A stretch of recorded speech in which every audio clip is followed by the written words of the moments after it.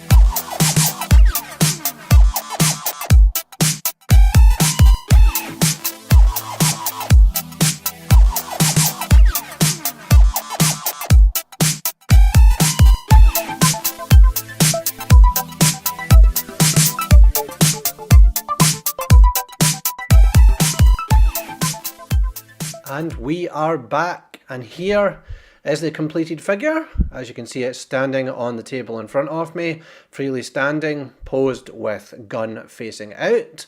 You can see that it's quite a reasonable size. It's getting up to 30 centimeters tall, maybe not quite, a little less than a foot tall. You can see that it's pretty detailed throughout. Here it is from the back.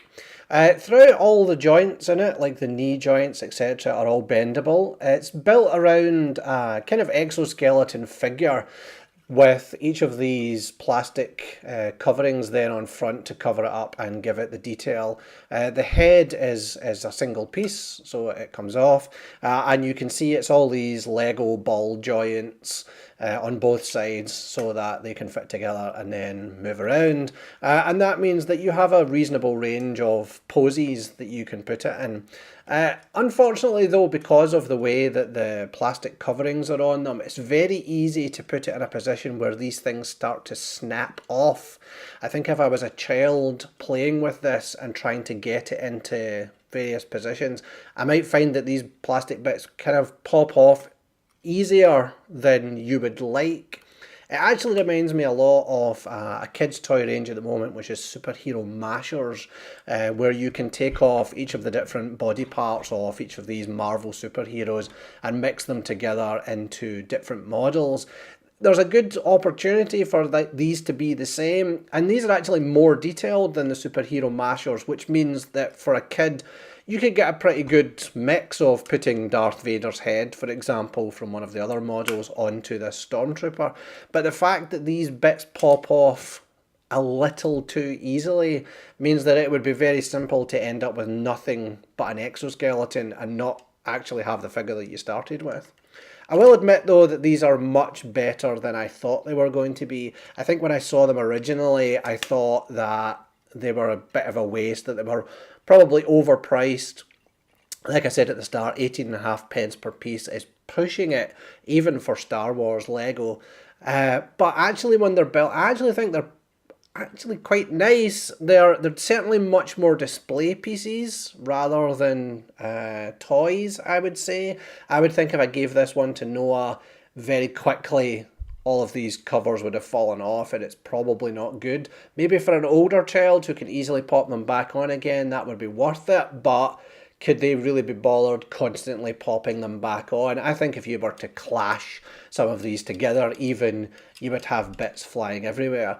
But for an AFOL or somebody who just wants to use it for display, then I think these are really good. I think you could see, if you were a big Star Wars fan, I could see a whole series of these on a shelf. You could have Darth Vader, you can have Obi-Wan, you can have a few more Stormtroopers, General Grievous with these 4 different swords. I think you could create quite a nice mix there. So in conclusion, probably not great for kids, a little bit too easy to break the bits off.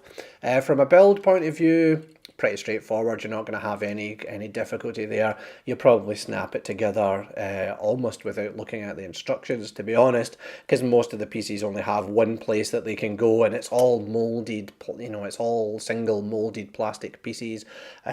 In many ways, it's not really Lego. It's much more of just a posable figure that happens to use some Lego parts. It's a really strange product for Lego still to be releasing. But that's all from me. I'll probably do a couple more of these in the future. I've got a Darth Vader sitting there that I'll probably do a video on, so you can see that one as well, and we'll see whether or not how it compares to how easily this one breaks apart.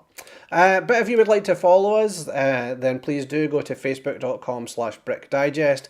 You can see all of our posts. We like to post things daily, news posts, creations, etc. at brickdigest.com. And if you're watching this on YouTube, please do subscribe. It does make a big difference. And as Noah would always say, thumbs up down below and post a comment. Let us know how you think about this one. There's another bit falling off. Let us know what you think of this video. If there's anything else that you think you'd like to know about it, any sets you'd like to cover in the future, then we'd be happy to hear from you. Until then, goodbye.